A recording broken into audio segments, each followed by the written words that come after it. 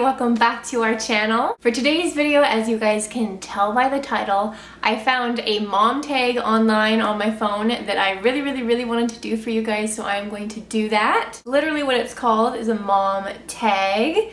So I thought it would be super fun for me to go through these questions and answer them for you guys. Let's get started. How old were you when you had your first child? Well, I only have one child. And I'm 25 now, she's almost 2. I'm pretty sure I was 23. You want to be in it with mommy? Okay. Come make your appearance since we're talking about you anyways. So I was 23 when I found out I was pregnant with little Miss Skylar May here. The shock that you were. What was the hardest thing about being pregnant for 9 months? Considering I didn't know I was pregnant until I was already like 5.5 months along. I was 21 weeks pregnant when I found out I was pregnant. If you guys want to hear the whole story to that, I will link it down below, as I already did a how I found out I was pregnant story time. But I think the hardest part about being pregnant for 9 months wasn't that I couldn't drink or anything like that. It was more with just trying to deal with the emotions and all the hormones that were going around in my body at the time. I was very moody, and I already struggle with having like depression and anxiety, so having that amplified by I don't even know, like times 1,000 it felt like, was really hard to deal with at times. And I'm sure it was really hard for Chris to deal with at times too, but he did very well with it. So kudos to Chris for dealing with me while I was a raging, well, for lack of a better word, bitch. Another hard part was that I was kind of restricted and limited in what I could do, especially at work. I felt like I was useless at work. I felt like I couldn't do anything because I worked in a vet clinic at the time.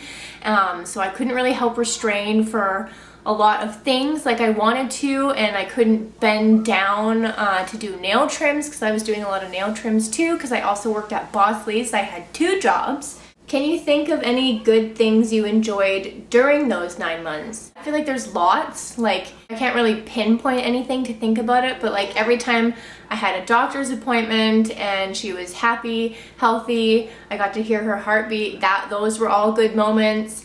Anytime I got a craving and I was able to fill that craving with whatever it was, or Chris, went out and got things for me sometimes, those were definitely good moments. I am definitely a foodie person, so I have cravings in general, but when I was pregnant, those cravings were again super amplified, and I was like, I need it like right now, like I can practically taste it in my mouth, and then I would get it, fulfill the craving, and those were like probably my highlights of being pregnant. And of course, every time along the way when I started to feel her movements, every time I felt her move or kick, those were all good moments. I loved feeling her move around in my stomach, and I actually miss being pregnant a lot of the time just because sometimes I get phantom kicks, which, if you don't know, phantom kicks are what you get like if you've had kids before, or if you've been pregnant before, and it feels like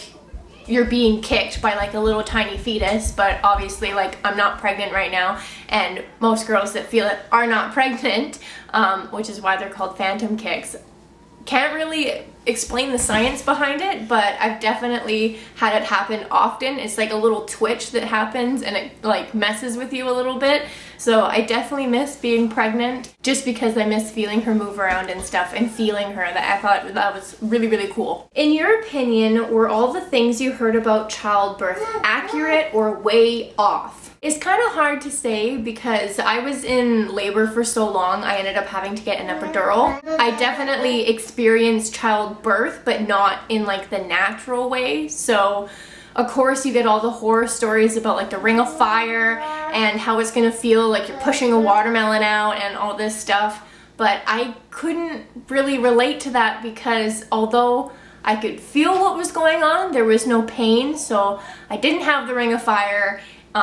It still definitely felt like I was pushing on a watermelon, but it didn't hurt because of the epidural, which was nice because I could just focus on pushing and kind of, focus all my energy into that instead of like, being like, ow, this sucks type of thing. I would say in my experience, everything that everybody told me about childbirth was not accurate. I would say it was way off just because I didn't experience those things going through natural childbirth. People can tell you all these things about being pregnant, going into labor, and giving childbirth, and no matter how much they tell you or how much they go into detail about certain things, you'll never actually be able to know what it feels like until you've gone through it yourself. And it's always going to be different for every single person. Like, no one's exactly the same. No one experiences things the exact same or feels things the exact same, even though we're all essentially going through the same thing, being pregnant, going through labor and having to birth a child. But everybody experiences everything differently. So I would say that everything was just way off and not really accurate whatsoever. All the stories I got told, it definitely helped because it put things in the back of my mind to think, okay, I have to make sure I remember to breathe and blah, blah, blah, which I did. But at the time when you're actually going through it, it's so much more different. Like, you can't prepare yourself enough because when it happens, it's happening and you just have to do it. Would you have handled childbirth differently if you could redo it? I don't think I would handle it any differently. I think I did pretty good with Skylar, and I feel like I would do pretty good if I redid pregnancy, or, you know, like, I feel like I would be the same. Maybe if things progressed faster and I wasn't in labor for so long and didn't get the epidural and had to give natural childbirth, you know, that would be like completely different. I really don't know how I would have handled that because I've never had to handle natural childbirth. But I don't think I would have been too bad. I can't really say because I don't know. So I feel like I would handle it the exact same if I had to redo it over, but you never know. What would your advice for someone who is about to have a baby be? The best advice that I got, and I've said this before in previous videos, so the advice that I would give to anybody who's pregnant or about to pop is when you're in labor and you're having contractions, focus on your breathing.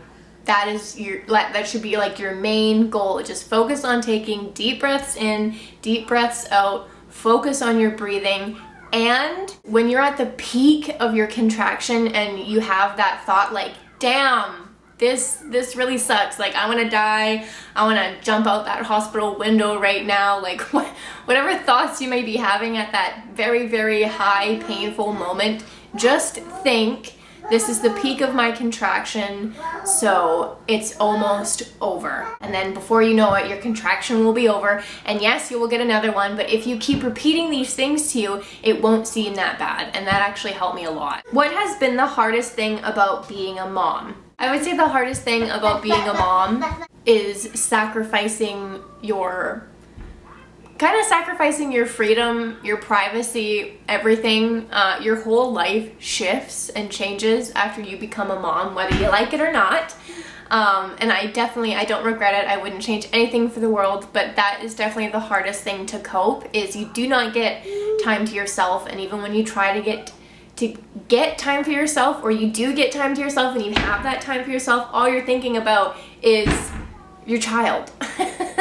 And like, yeah, and then you get mom guilt because you're away from them, so it's like a big bad circle that you just keep going in.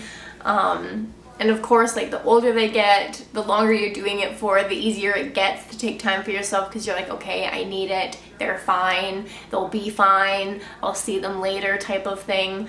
But that's definitely the hardest part, is adjusting and coping with the fact that you sacrifice and have to give up so much of your free time, your hobbies, your routine, like, everything changes.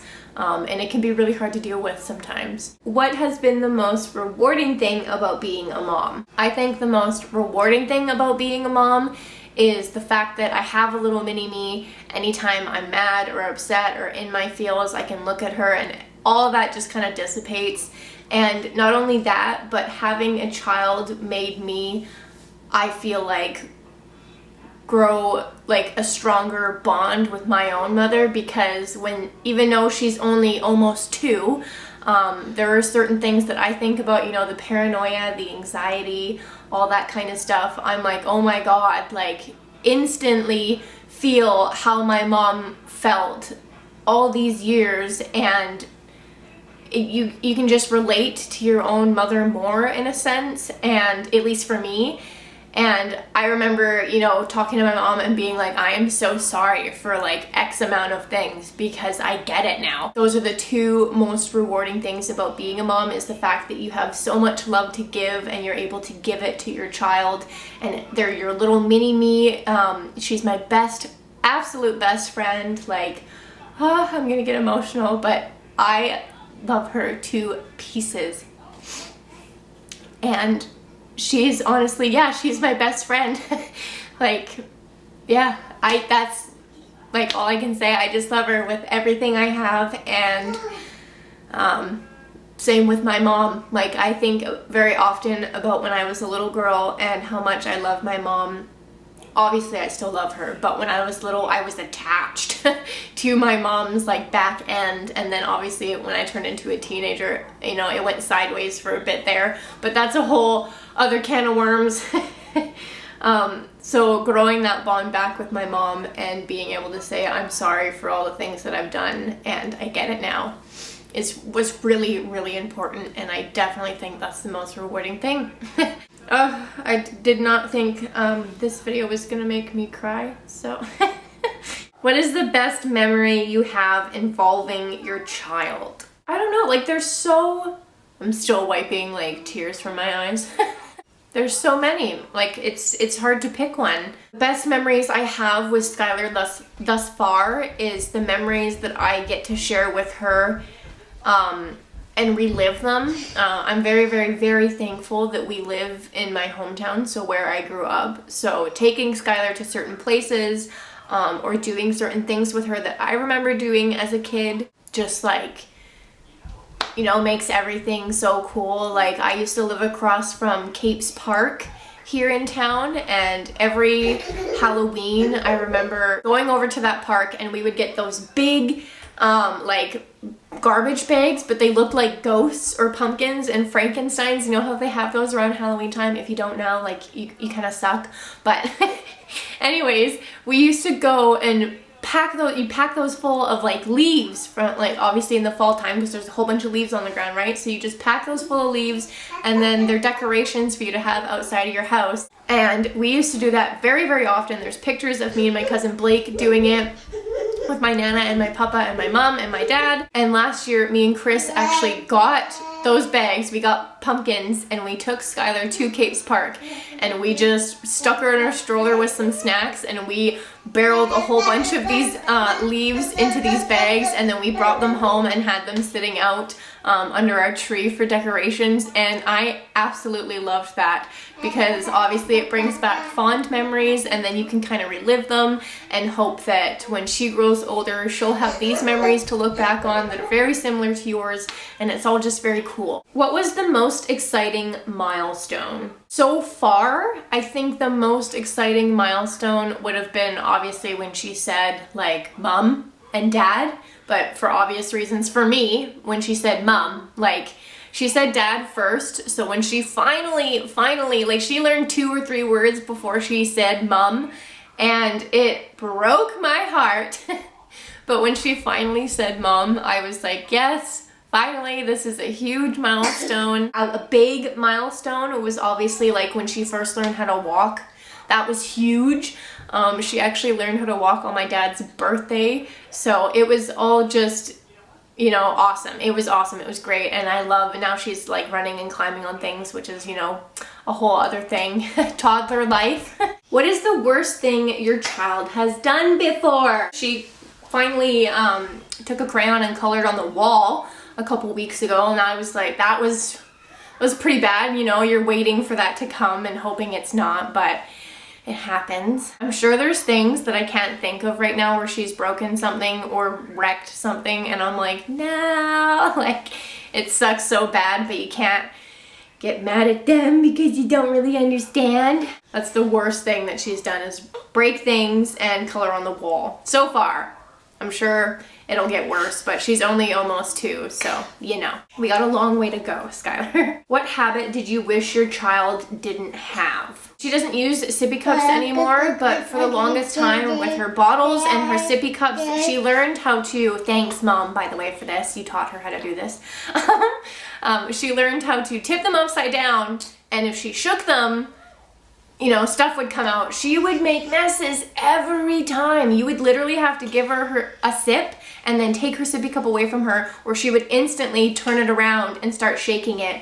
And then obviously when she got teeth, she started biting at her sippy cups and picking little pieces off of them. So we were like, all right, we're done with sippy cups. As soon as she learned how to drink out of a cup by herself, we threw them out. So thank God she has cups now, but she's still kind of in that habit sometimes. We can't leave her alone with a cup unless it has a small amount in it, because she will instantly just like dump it, thinking that it won't all come out. So you have a lot to learn, my love. What habit of theirs makes you most proud? When she's tired and cuddly, now that she can climb up on the couch and stuff, she will come over to me and give me this look and just cuddle me. And I'm proud of her that she can recognize that she is tired and wants to cuddle and calm down for a bit, instead of like just, sometimes there is moments, don't get me wrong, where she just keeps going and going until she completely burns out.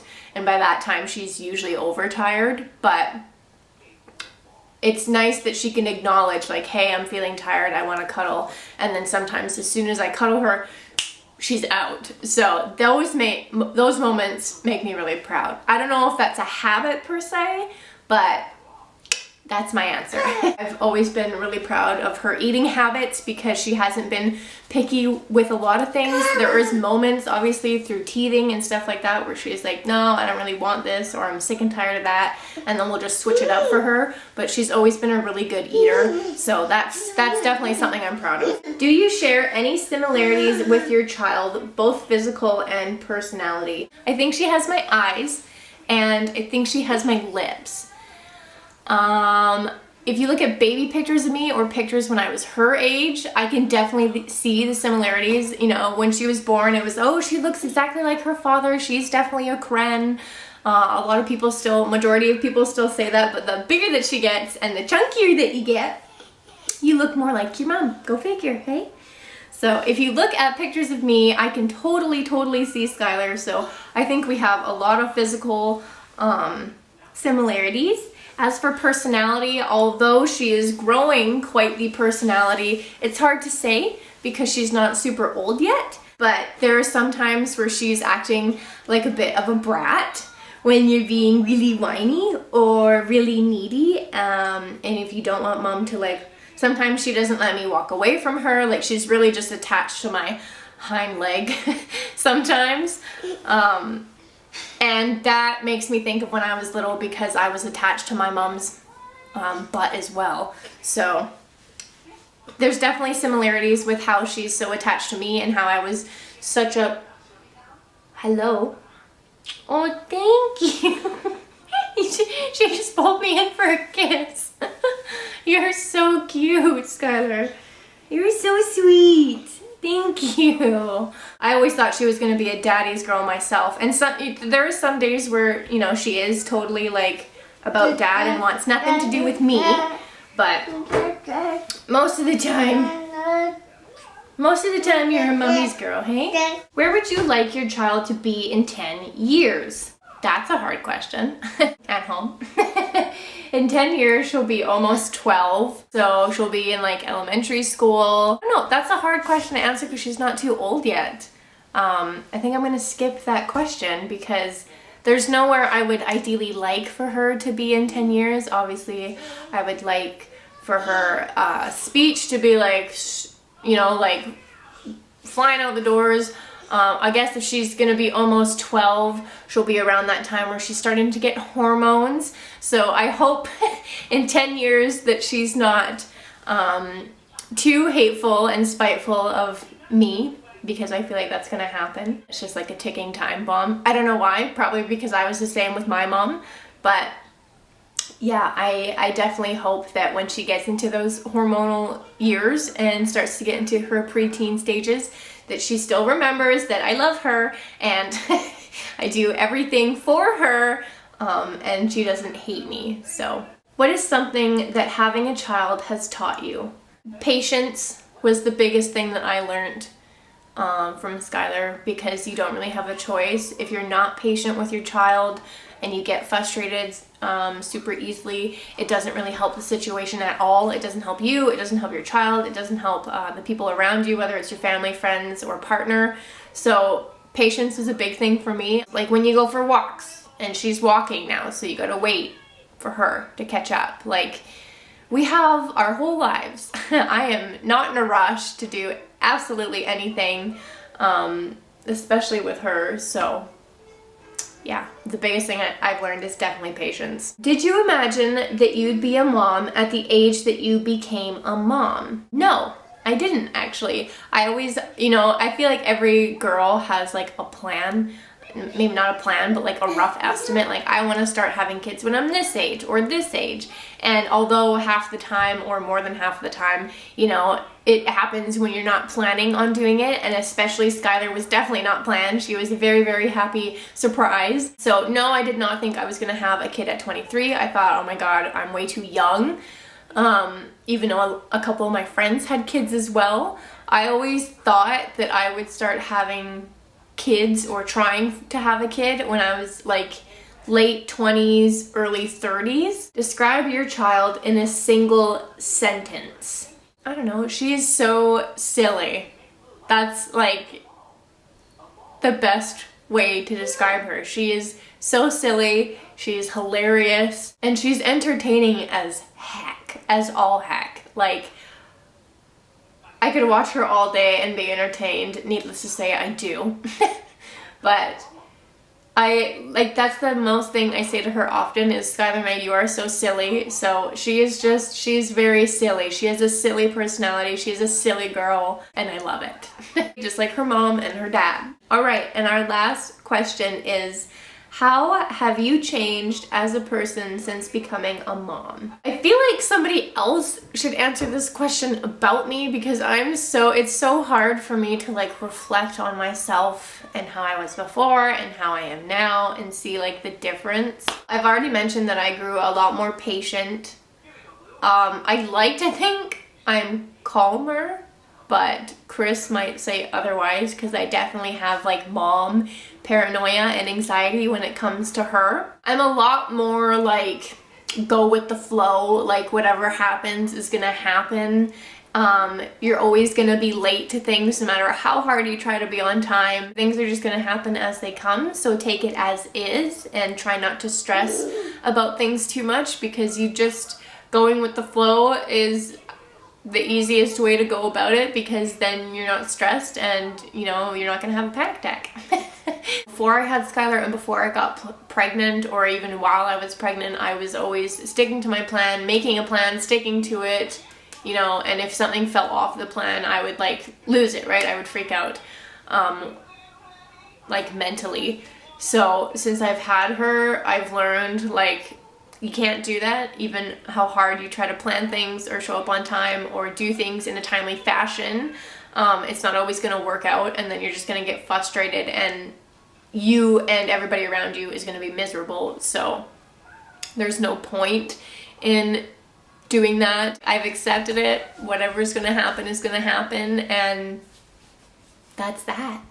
I hope you guys enjoyed this mom tag. Answer all the questions down below. Let me know what your answers are to all these 20 questions, and we can talk about them together. If you guys enjoyed this video, make sure to give it a like and subscribe down below for more content like this. Don't forget to turn on your bell notifications so you guys get notified every time we upload a brand new video. But until then, I will see you guys in the next one. Bye!